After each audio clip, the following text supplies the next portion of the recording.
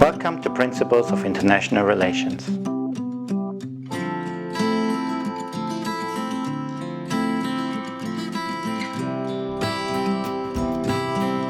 This week we will focus on the ideas of international trade and what kind of impact it has on societies internationally as well as locally. I think this is a really interesting development of this course away from this kind of ideas of conflict and cooperation into different spheres of international collaboration, and that is on trade. And it's closely connected in terms of the mechanisms which are behind it, but institutions as well as the recent historic development are quite different. So please stay tuned, and I will go right into the slides. Thank you. Focus on kind of key ideas about of our international political economy. First, I would like to introduce the concepts and the analytical issues. So I would like to talk about actors' behavior, how they behave in international political economy and in trade. Second, I want to talk about the system. And third, I want to briefly talk a bit about globalization, but we have still a whole class on globalization afterwards. Now, if we think about actors' behavior, so we can kind of explain with this is how states act and how do we evaluate their actions. So in a way, the level of analysis here is of course the structure of the international system. And we can kind of compare this versus the domestic level of behavior. So if we talk about the state, well, we generally talk about the government, maybe also the public sector, and more generally, not only the governmental actors, but maybe also bureaucrats, etc. But then we have also the other aspect, and that is society. So we do have markets, private sectors, multinational corporations, etc., who are all relevant as well. So if we are kind of thinking about the system of governance, they are kind of formulating, implementing, and enforcing rules of the game. So the rules of how cooperation is taking place, as they're promoting it and managing, of course, conflict as well. And depending on the policy action of the governance system, this can be very different. You know? If we kind of think about governments without having an overall government, so that means like governance in the international system where we don't have a government, we often talk about something, a mechanism in this, and this can be through organizations, or this can be done by bilateral, multilateral agreements, and these are normally called regimes. So governance, so the structure how cooperation is facilitated without having an overreaching government is called a regime. So now we can ask ourselves, how did these regimes actually come about, and how do they organize themselves? So in a way, there are some automatic kind of rules. These are kind of common agreements. There might also be some kind of supranational institutions. So for example, some organizations have standing committees like APEC or bodies like the World Trade Organization have standing bodies, supranational kind of bodies. Others are only based on ad hoc or a coordination and have very little kind of standing bodies, something like the G20, for example. So in a way, the cooperation there is, of course, kind of facilitated by the individual actors. And that can be in a way that there is a pluralism, so that negotiation and cooperation take place between the different actors, or that there's a hegemonic partner like the United States, who is kind of using this as a vehicle to get his own kind of structure through. And depending on the institutions, this can be vary across different ones. So in a way, what we need to kind of make a distinction between is between different kind of models, and the one is the idea about globalization, and the other is the form of international and international trade.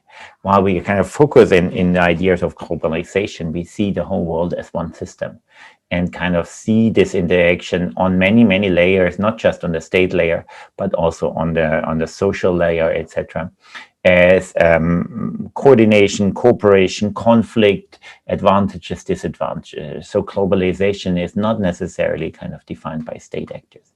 International trade is very much more state-centric, and where we are thinking here about a bit between individual blocks of trading based on national or maybe very regional groups, which are then interacting with other actors in the international system. So the difference here is really the one is seen as one system, and then the other is the interaction between different systems. If we kind of take the same thing from a more a theoretical perspective, and you do know that we have looked at these kind of theories already in earlier classes, we can make a distinction between, let's say, three ones here. The liberalism, and this is often seen as the dominant idea, of course, realism, which we have looked at in security ideas much more, which is state-centric and maybe economically nationalistic, very kind of static in a way it approaches things. And then some kind of constructivist or structuralist ideas, where maybe the most prominent are Marxist and historical materialism from this perspective. So if we kind of take out liberalism first, why do I take liberalism first?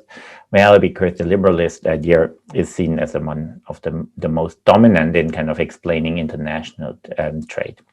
So the focus here is not on the state, but on the individual households, enterprises. So a sub-state level is really important in liberalist ideas. And it's really kind of interested in the nature of this kind of economic relations. They can be harmonious. So that means that there are positive sum games available for actors to kind of cooperate and get benefit. So we can have some kind of trade reconciliation between different interests. Having said that, the relationship is still competitive. So it is like an optimization for the individual actors, but it can be, it's not a zero-sum game, but rather a positive sum game. So cooperation can lead to common benefits. Liberalism is also really interested in the interplay between economics and politics, where it kind of argues that economic factors, economic decision-making can drive political decision-making as well. If you kind of contrast this with the idea of realism, here the focus is of course very different, and we know this already from earlier classes, but the focus is primarily on states. States are the key actors. And also, overall, we have to say that economic decision-making is not seen as so important in realist theories. It's seen as a so-called low politics. So the kind of the issues which we have been talking in classes before about conflict and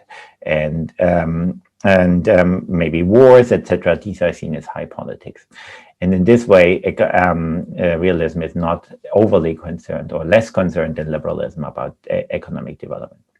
However, generally the nature is seen analog to the one in the realism thinks generally about the international system, and that is conflictual. So that there is a zero-sum game. So if one gets more, the others get less. And so we can see this where maybe if we put this in perspective in the relationship between the United States and China, liberalists would maybe find some common ground where both sides can cooperate and have benefit from it, from this cooperation. both of them. But realists would see it as a competition over absolute power, over power, and therefore they would think that this is actually the zero-sum game would prohibit any kind of cooperation. Why? Because if both countries stand in direct competition, and if one is kind of increasing its possibilities, the other is, of course, is relative, therefore decreasing its position. And so only if it's exactly the same, they would actually find cooperation beneficial. And of course, it's very difficult that it's kind of completely equal gains from some certain cooperation. Also, of course, something I said before, economics is seen as low politics. So in the view of realists, politics drives economics rather than the other way around. If you kind of think about it as from a structuralist perspective, the concerns are a little bit different. The concerns are very much about classes and social forces within the economic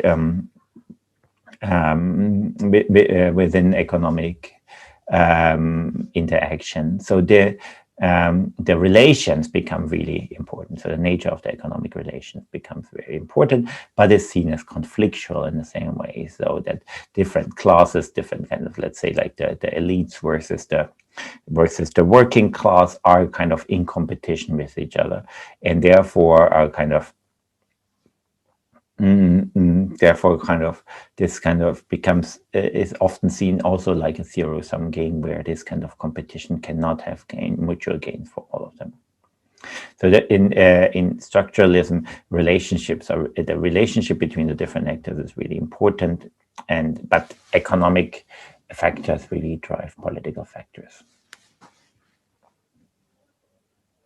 So if we kind of briefly contrast this with our perspective on globalization, we can maybe kind of use this very, very brief definition of it, that is globalization is a broadening, deepening acceleration of interconnectedness of states and markets, networks of connecting at intercontinental distances. So in a way there, this is not between the individual kind of state economies or the individual actors. It's actually kind of a deepening, which kind of creates a higher level of interconnectedness beyond the level of states and markets. So why is this really so important? And well, because it's interesting that it kind of creates some certain level of dissonance between the jurisdiction of different states. So different states have, of course, different regulations, but if markets and interconnectedness becomes bigger and bigger, these kind of regulative forms are kind of not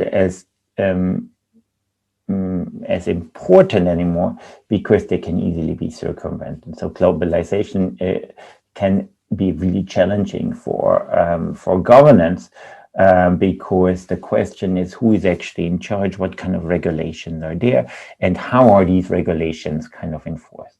So let's say there are certain regulations on the labor market in Western countries like Japan and European countries, etc. Regulation is very strong.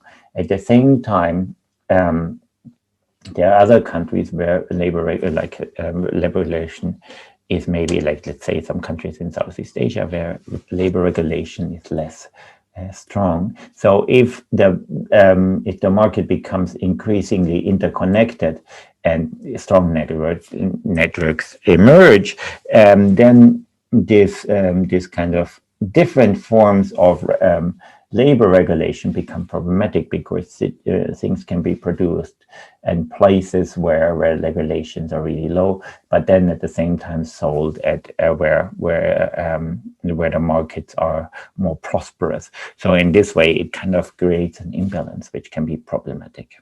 And the question here is governance is really like, who is in charge? So what country are these? The countries are these is there global governance, or who is kind of making the rules?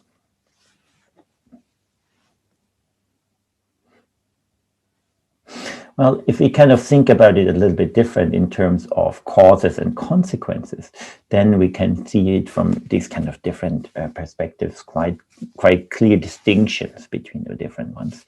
So from a liberal perspective, we would see this is a triumph of market. So in kind of globalization is leading towards economic welfare. Why? Because markets become more and more integrated, bigger, more efficient, and therefore overall wealth is kind of increased. Realists would kind of rather see this as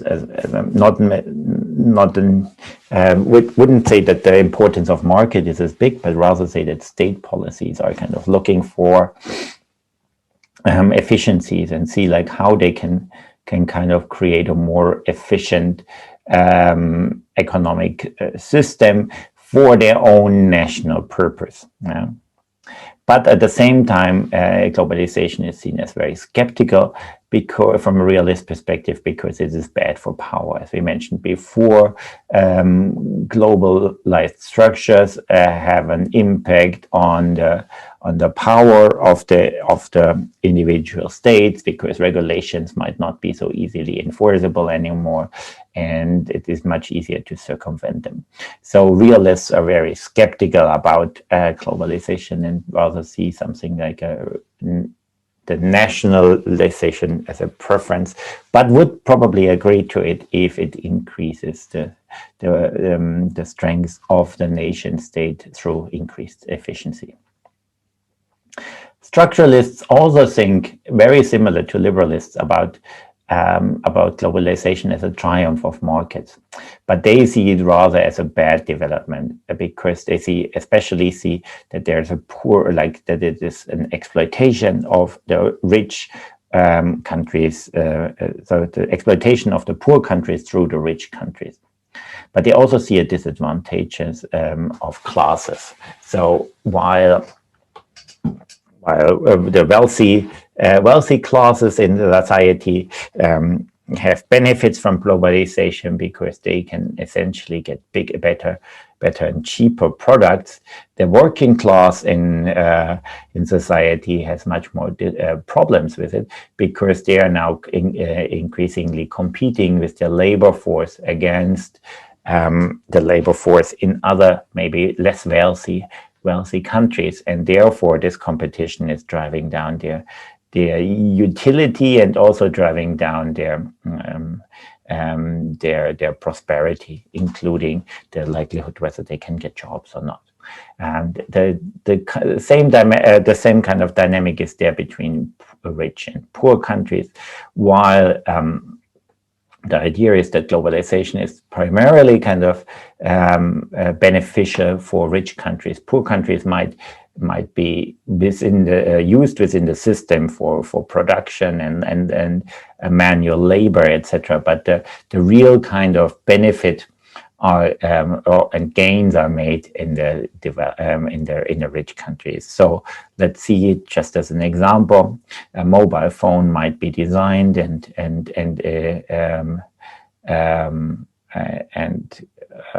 thought or developed in a rich Western country, but the production will take place in a poorer country. So the production actually kind of yields relatively little economic benefit, while the development and design of the mobile phone kind of yields much more benefit. Maybe in an even more extreme example could be here in terms of fashion. While the production of garment is kind of is produced for very little money, and we have seen many kind of issues about, for example, production in Bangladesh, where the human rights violations and labor security violations are very common in the production of garment. But at the same time, fashion companies are doing very well by kind of with these kind of designs, which they sell again in richer countries. So let me kind of, before we kind of go into more detail, let me kind of make a very brief historic kind of overview. And we can maybe start with the history of the 19th century. There are three major developments I want to lay out. But in the first part, then I want to kind of talk a lot about the political economy issues at the time and compare them with the political the issues in our current time, and kind of maybe formulate some key lessons from this. So in a way, how did trade happen? And we know from our earlier classes that trade was very common at the time already. It wasn't. It was primarily kind of based on colonies, and this kind of the key kind of idea was this from a colonial power was this distinction between the core. So these were the rich countries and the predominantly European countries, and then the periphery. These were former colonies, etc., which are used to being exploited within this kind of trading arrangements. So. The interesting part here is that under the hegemony of the British Empire, actually the trading system moved towards something like similar to free trade, where trade barriers were reduced, and markets were opened, which kind of created some gains.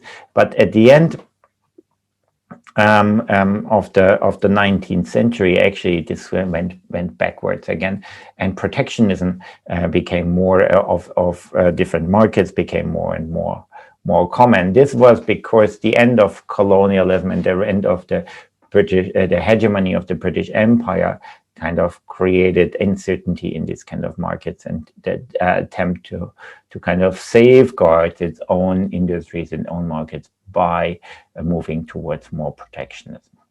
The idea, this can be seen similar actually to maybe some development which we have seen in the recent years, where in the beginning of the millennium, globalization was rapidly expanding, and in recent years we see much more protectionism. Maybe one symbol of this is the Trump administration's in the United States slogan America First, which is kind of maybe kind of showing this idea to kind of go from a more globalized perspective rather to a more protective perspective. Also, the trade war between China and the United States, where lots of tariffs have been introduced, is also maybe a symptom of the more increased protectionism. In terms of the monetary system, it was kind of interesting. It was the classical kind of monetary system where a gold standard prevailed. So currencies were basically kind of judged by their relation to gold, and that was really very convenient in a way, because the gold standard led to a situation where there were kind of fixed exchange rates, and these were kind of exchange was very predictable. Of course, in modern times, we have with the Bretton Woods agreement, we had like we have moved towards a floating market where currencies are not fixed in their exchange rates, but rather floating depending on some macroeconomic indicators, which increases uncertainty, but is quite useful in kind of managing domestic as well as international kind of imbalances in the trading system.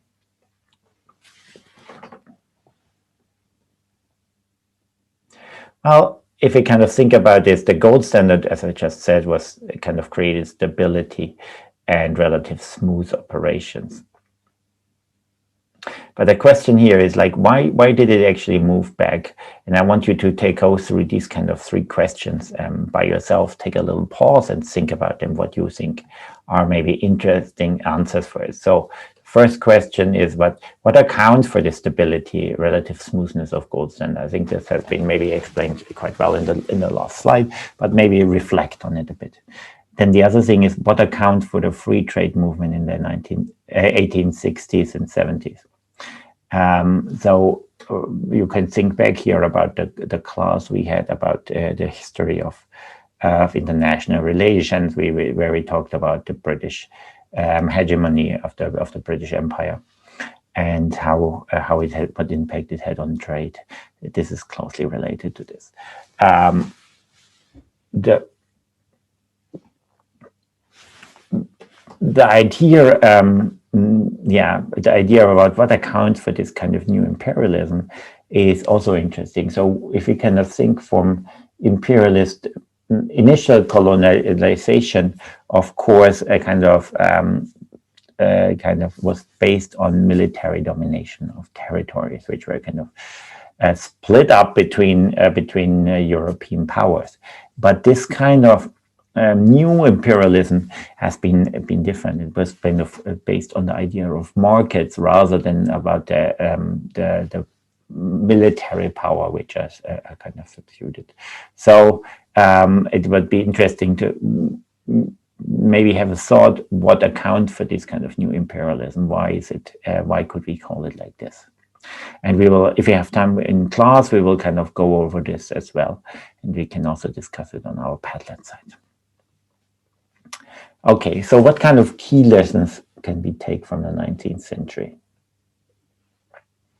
Well, we don't see like a monocausal explanation for a shift from open markets to more closed markets. And maybe that is one of the key kind of issues we should take away from it. And that there are different governance mechanisms exist side by side, and that they're not necessarily always going in the same direction.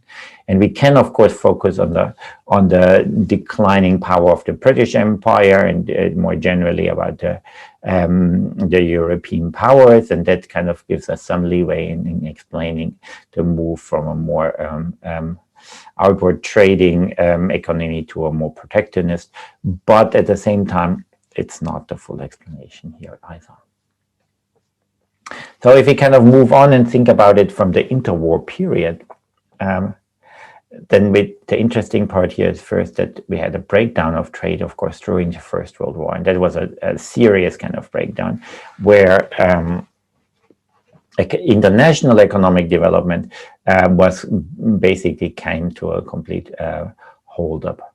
Then in the 1920s, after the end of the First World War, there was the attempt to build up the similar international trading system again. And even if we had like some successes in the beginning, a new breakdown really came with the Great Depression, and this kind of led just through a market bubble, and it kind of led to a situation in the 1930s where the United States, but also the European economies kind of crashed and lost lots of their sheen and their power as well. So in a way, the First World War was a real disruptor for international trade. But then what was even more relevant was the breakdown during the Great Depression. So if we kind of think about this in terms of political economy issues, we can ask ourselves what explains the failure of the attempted reconstruction. Why didn't it work in the way the world and the leading powers hoped that it would work? Well, and here I think what it shows well is that we can, from our different perspectives, liberalism, structuralism, or realism, we can kind of come up with very different kind of explanations. Liberalism would say like there has been a market failure because of wrong policies.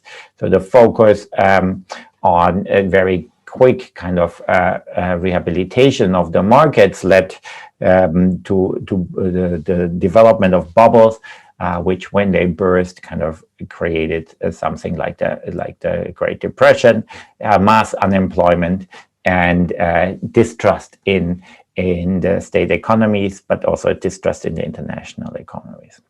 Structuralists would rather see like the internal contradictions of capitalism. What do we mean by this? Well, basically that there's a structuralist would argue that there's unequal access to capital and to the benefit of international trade, and that would lead to a kind of increasing gap between the working class and the so-called elites. And this kind of gap leads to increased speculation in the system, which when it breaks, kind of breaks the complete complete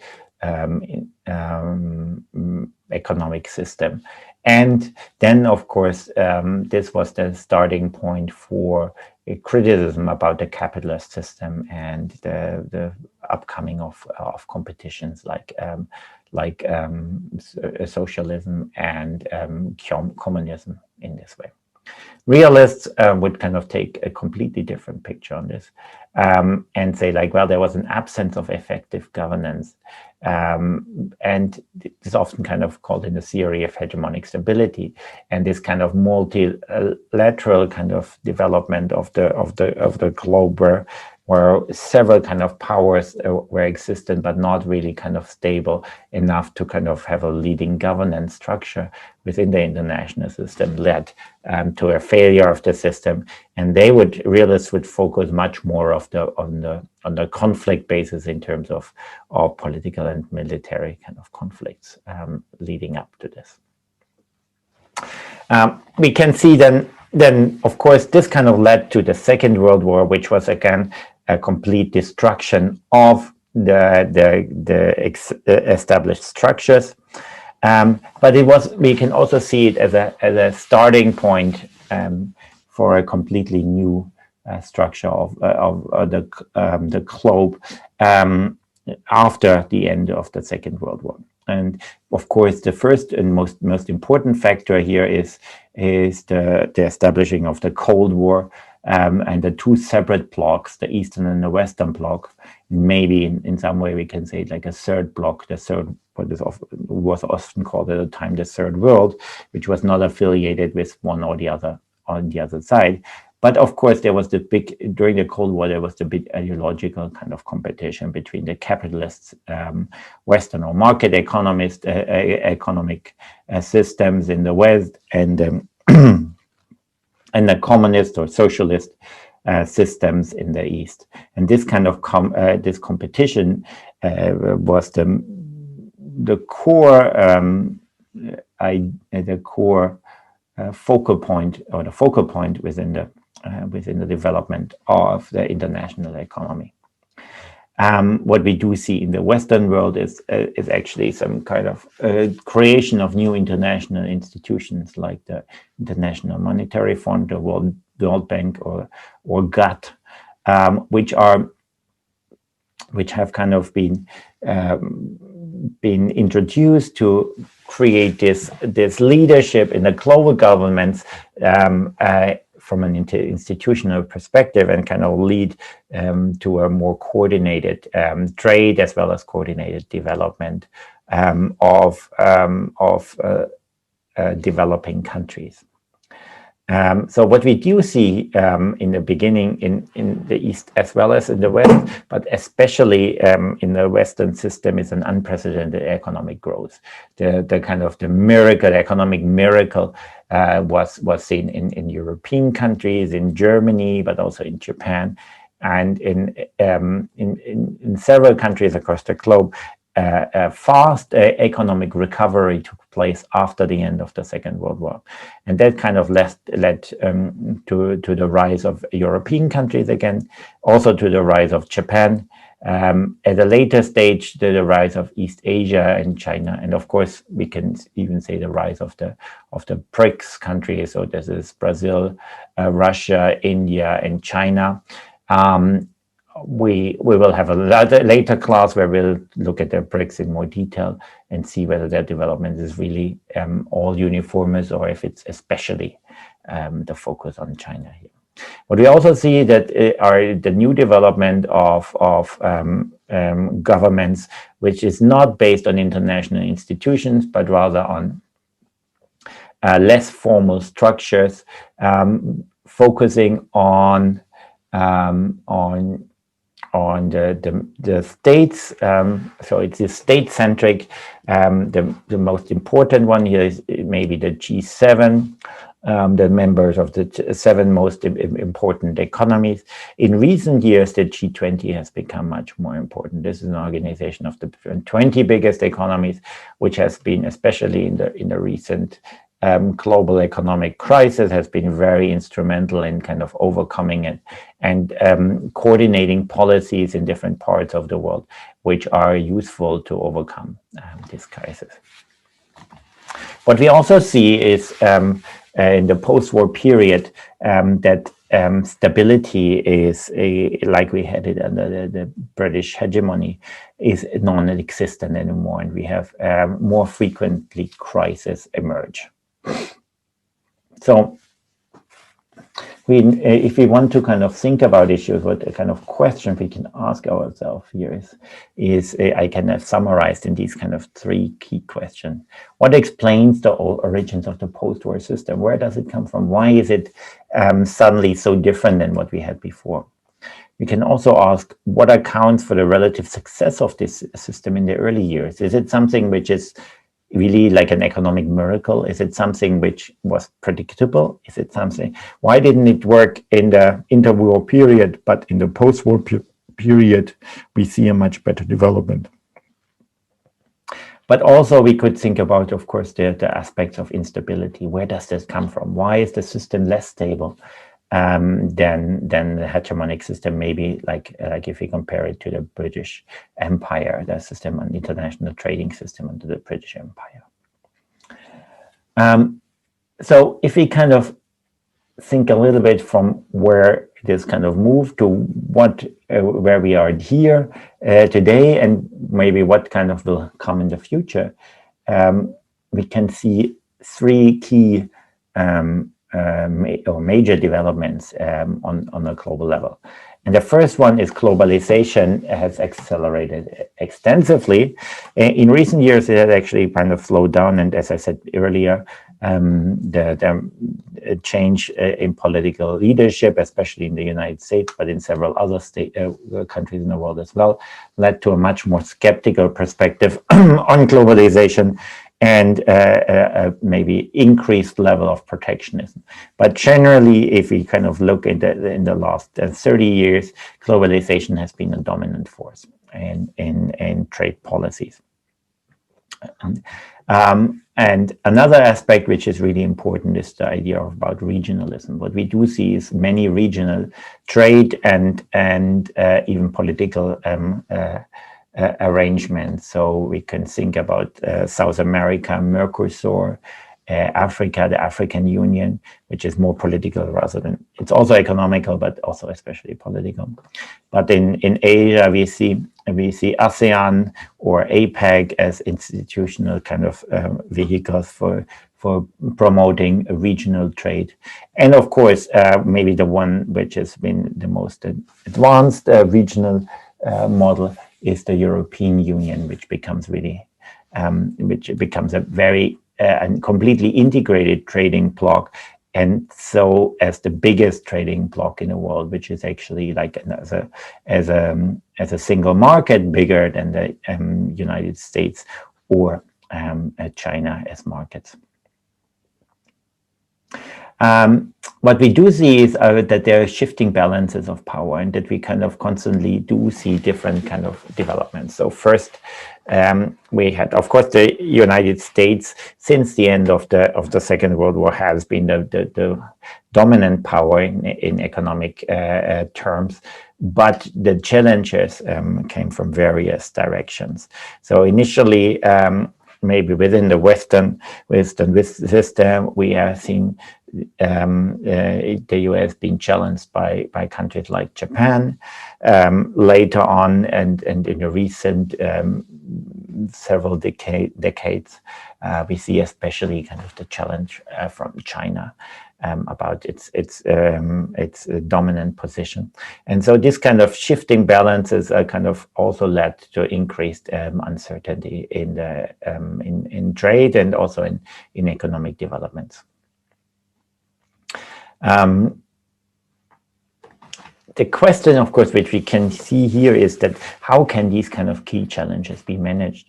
And where will leadership come from? Will it come from the nation states? Will it come from international organizations?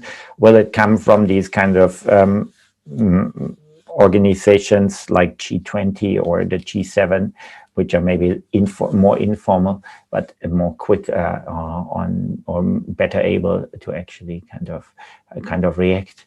And that's interesting questions we have to kind of only the future can answer. If we kind of take a specific focus on international trade, so we can see a basic issue here, and that is the tension between the desire for material benefit of an open system and pressure to promote defense, state, or particular interests. So we do want an open system. So and as you have read in the Krugman piece for today's class, it's that open system increase efficiency and therefore provide growth. So free trade is advantageous in this direction. But it also creates dependencies and loss of key powers on the domestic level. So in a way, the more open a market is, the more a country has to adjust to the rest of the world's economy. It is more vulnerable for global crisis, but it is also more vulnerable, or it has also less power in kind of dominating the governance of it and the policies of its own economy. And so this kind of balance is difficult to strike. So one attempt to kind of make it a regulatory body is, of course, the World Trade Organization first, the GATT, but then later the World Trade Organization. And the purpose of it is really to liberalize the markets, to increase free trade, but at the same time to resolve disputes which are existing because of the kind of free trade, or maybe not, or maybe certain forms of protectionism. The ideas here, the principles are kind of strong on non-discrimination, so it should be equal for all countries to increase acceptance of it. Reciprocity, so it should lead like if you provide certain basically agreement should go in both directions, and it should kind of provide rules for safeguarding the situation. What we do see in recent years is that there are limitations for the WTO for the WTO institution, and these kind of they come from different forms. First of all, that increased the pressure of the WTO from its main actors, but also that there's an increased preference to have not a completely open system like under WTO rules, but rather kind of creating a free trade arrangement, which is either on a bilateral or multilateral level, let's say between, if you kind of think back about Japan, Japan recently signed a very big free trade agreement with Europe, which is kind of very specific for the two different markets. So since the beginning already, protectionism has been a behavior in trade policies. And what do we mean with protectionism? Basically, it means that there are some forms of regulations or tariffs which protect a certain market from outside competition. So this can be at the one end, the tariff kind of form is the most common one. So any product which comes into your own market has to pay a certain fee, additional kind of funds to be able to be sold in this market. And these kind of tariffs can be relatively high, but they kind of lead to a market distortion. So products from abroad will become more expensive, and therefore domestic products are kind of protected from the competition they would otherwise face from these international products. So we can see this, for example, in terms of in terms of the car industry, like foreign cars in Japan are kind of are subject to tariffs, and therefore their prices are higher, generally speaking, than domestic cars, and therefore, and which is beneficial, of course, for the domestic car industry to sell its own product. We have also certain tariffs on products like rice and many other products as well. Other arguments, but other ways of protectionism can be also regulation. So if regulation is very specific or regulation is very limiting, then it can be hard for products from other countries to actually enter the market. So to give you an example from the European Union, the European Union has regulation which is very specific how certain bananas needs to be considered, like what kind of shape and what kind of color, etc. Bananas have to be able to be sold on the European market, and that kind of is another form of protectionism. Not that there is a production of bananas in Europe; they don't grow there, but there was former French colonies have a big impact on the banana market in Europe, and so it's kind of a preferred treatment for them. So protectionism can also be based on regulatory standards, as well as health and safety standards and other forms of regulations, environmental regulations, etc. So in a way, there are also certain of course, there are certain arguments for protectionism. One is, of course, the argument about the standards. So if you're kind of if products are predominantly produced domestically, then it is easier to kind of regulate the standard of these kind of the way they are produced, but also the way the standard they fulfill. Which makes it easier to kind of like have high quality products. It also makes it easier to protect, for example, employees. So protectionist markets might make it better for certain employees to be, or for certain industries to be competitive, and therefore being working as a protection of employees. And the last thing is that it might be a cultural phenomenon, as we have, for example, with the rice production in Japan. Probably there are countries where rice production can be done more efficiently, and even from a quality perspective can be done to a very high standard. But it's seen as a cultural good in Japan, which is worth protecting, and it's kind of a heritage. And therefore protectionism in this area leads to higher prices generally, but also to kind of the protection of an industry. So there can be many kind of practical motivations why protectionism is in specific cases applied. And we do have, like, even though many countries in the world agree to the general ideas of free trade, protectionism exists in many countries in the world. And yeah. So in a way, what is the function of system governance? That is, of course, in a way to promote liberalization of markets. Why? Because that kind of increases, of course, efficiency and therefore wealth. But it's also the dispute resolution is really important, because we do see national competition in markets. And it needs to be important to kind of have mechanisms which actively resolve disputes.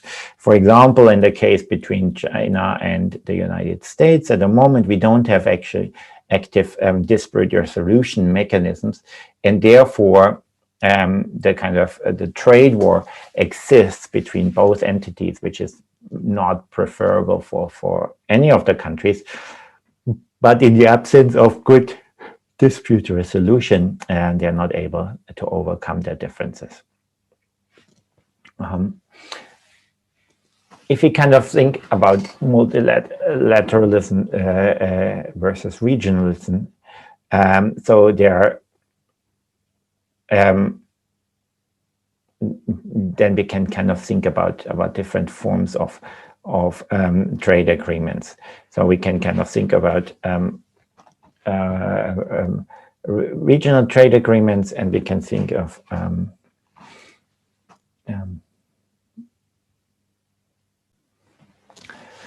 and something like it's called preferential trade agreements.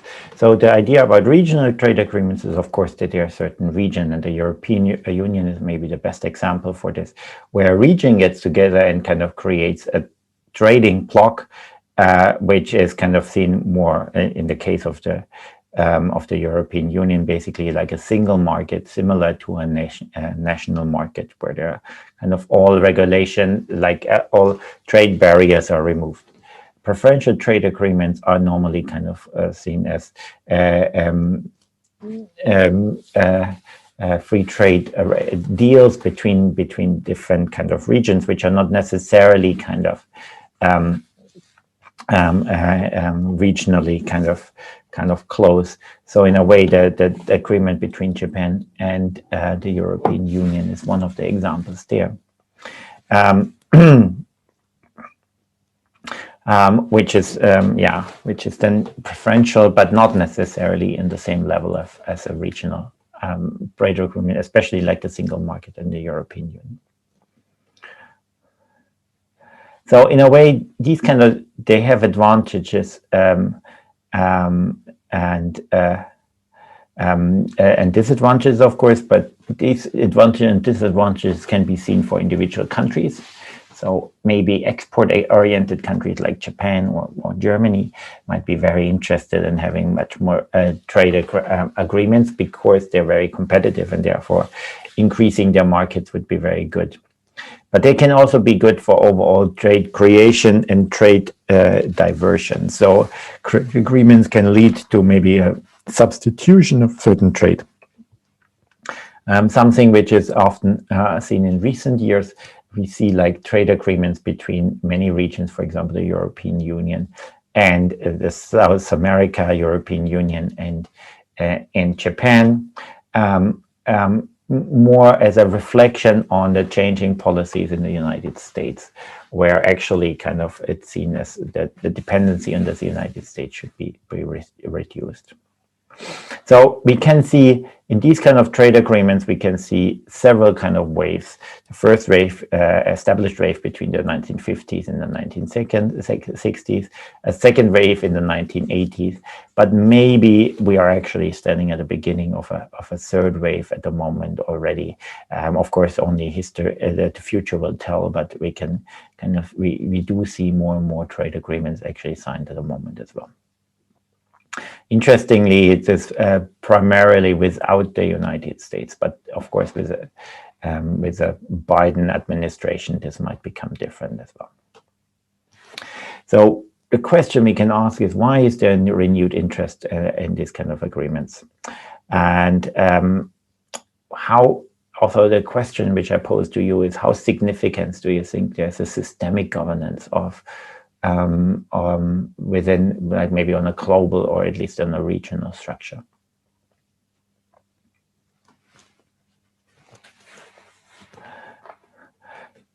So we also can kind of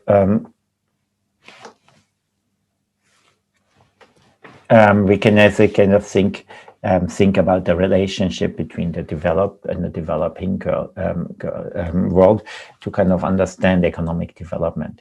And very often, for a very long time, it was seen as in the post-war period, it was seen that opening the markets would be beneficial for poorer countries based on the idea that they're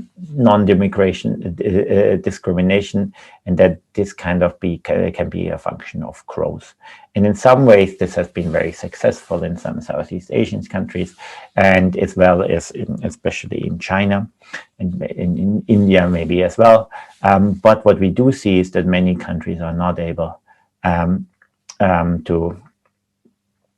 to benefit from it, and especially in the African continent, it has been seen that economic development didn't really significantly increase through increased free trade. So we can ask ourselves, of course, why did this happen? Why did trade fail as an engine of growth? Well, liberalism again kind of thinks about this as market failure. So we had there were not much linkage between the markets and the developed countries. There was weak demand of products which were produced in these areas, and also the capacity may be limited in order kind of to bring these products to a market and develop them to a level that they can be sold on a global level.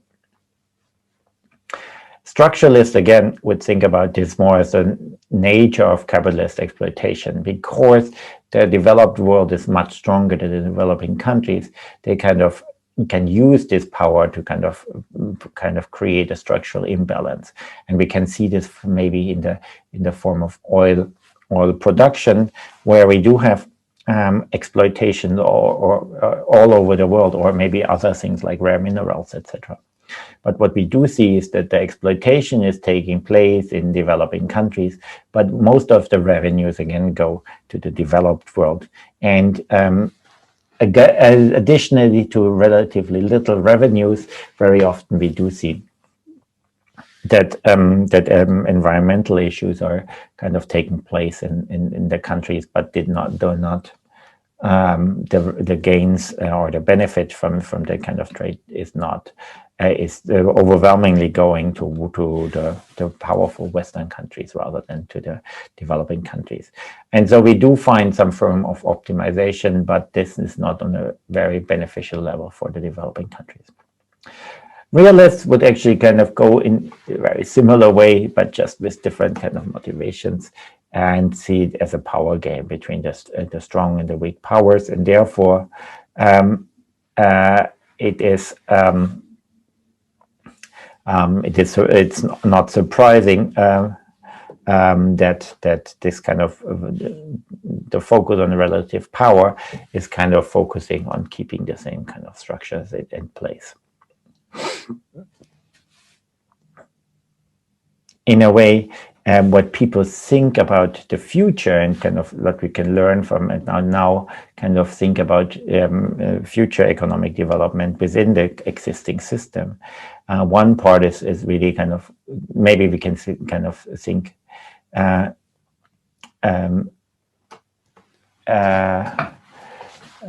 about three kind of aspects here. The first one is export promotion.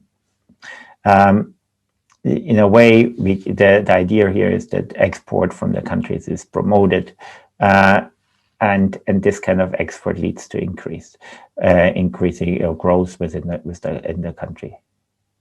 The problem here is this kind of idea about something called protectionism of the member state, but also inelastic demand. So maybe demand is not as strong in terms of growth that it kind of supports development here. So in a way, we can kind of see three conditions necessary for success. So large part of the supply needs to be controlled. There shouldn't be any close substitute, and the agreement of the sharing of the benefit has to be kind of created. This kind of is very often seen as a form of kind of creating cartels, which are then kind of complete control over certain markets, which again is not often seen as not beneficial. One other aspect is that maybe we think about non-traditional export, maybe manufacturing kind of production of goods, something which worked very well in China, where lots of goods have been produced there, but also maybe the export of services, something which is worked quite well in India, where it's not so much the goods which are exported, but basically services provided, IT services, many forms of services. Both are kind of difficult and challenging to achieve, especially with services. Many conditions have to be right. So one advantage in India is, of course, the high level of English literacy, which helps to promote them, which is not there in every part of the world, obviously. Another aspect which I want to highlight here is regionalism.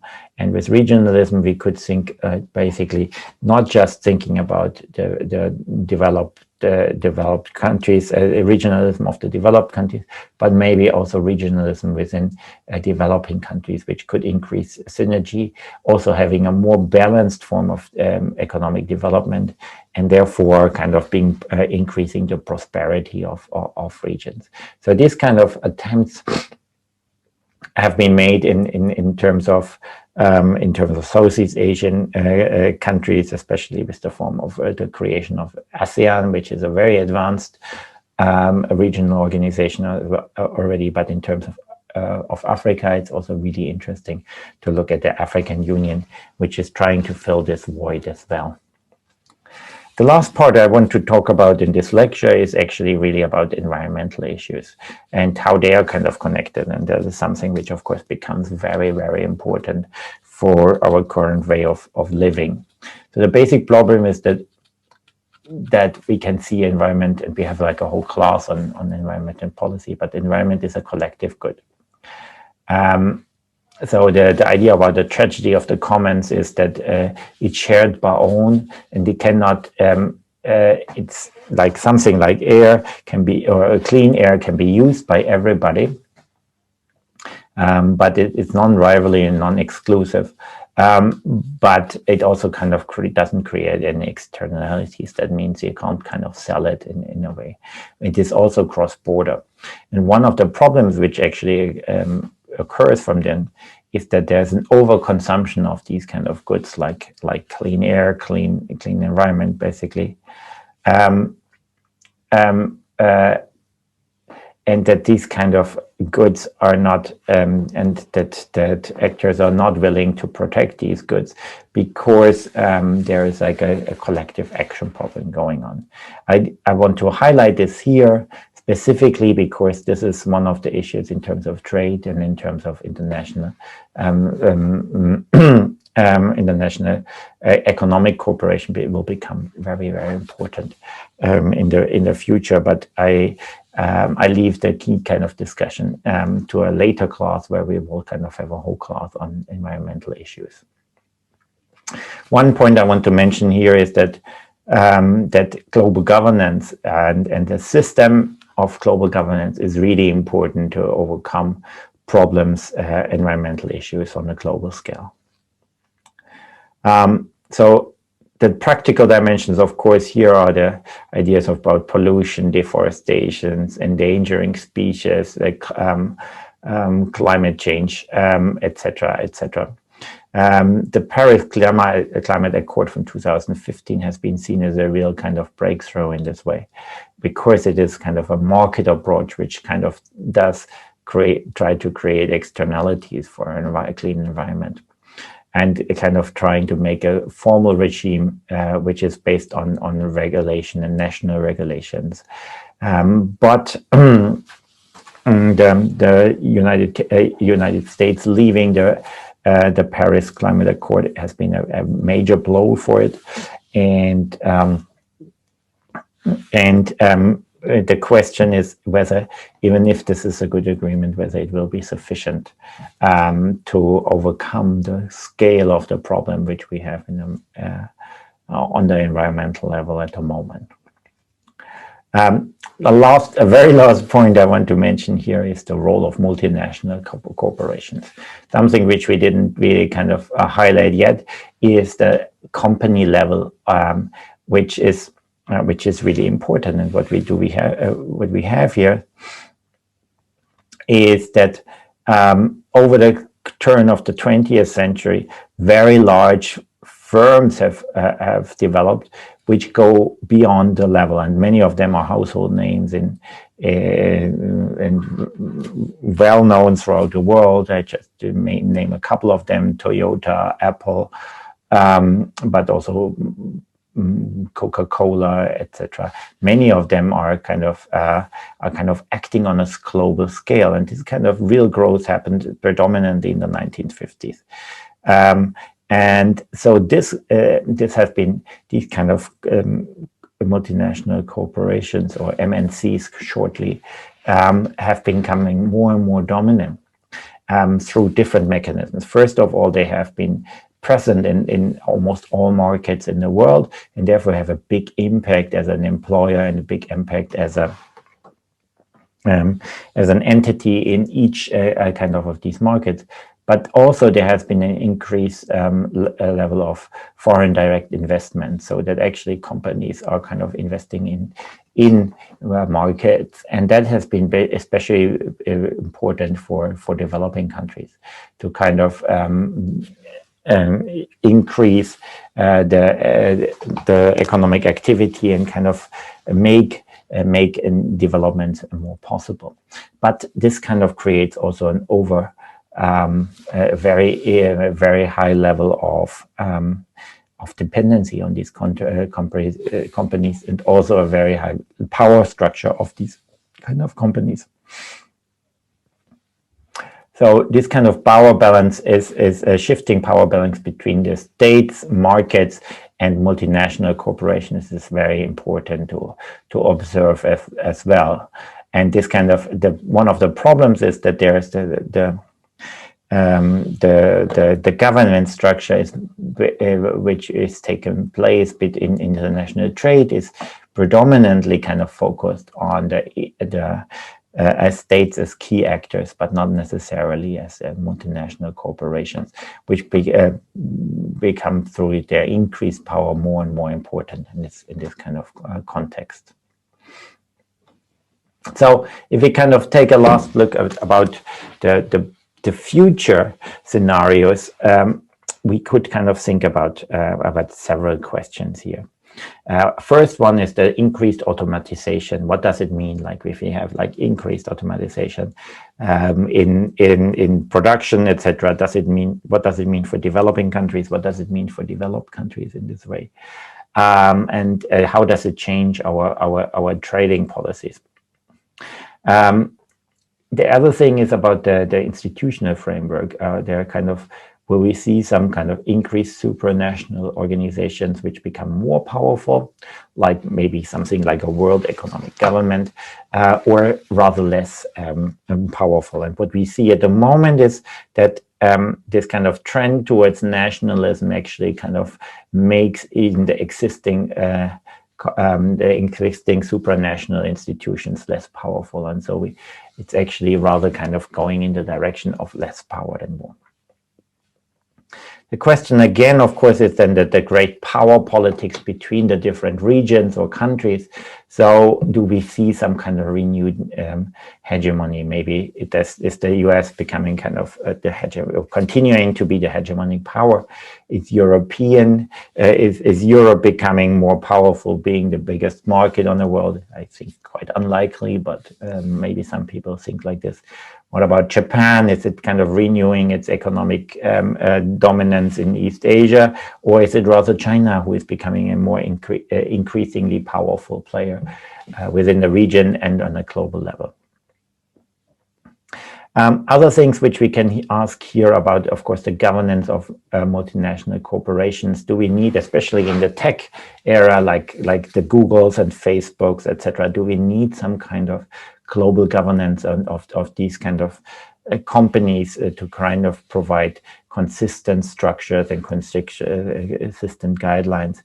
And I think one thing which we hopefully can maybe discuss a little bit in terms of the class is this kind of economic welfare.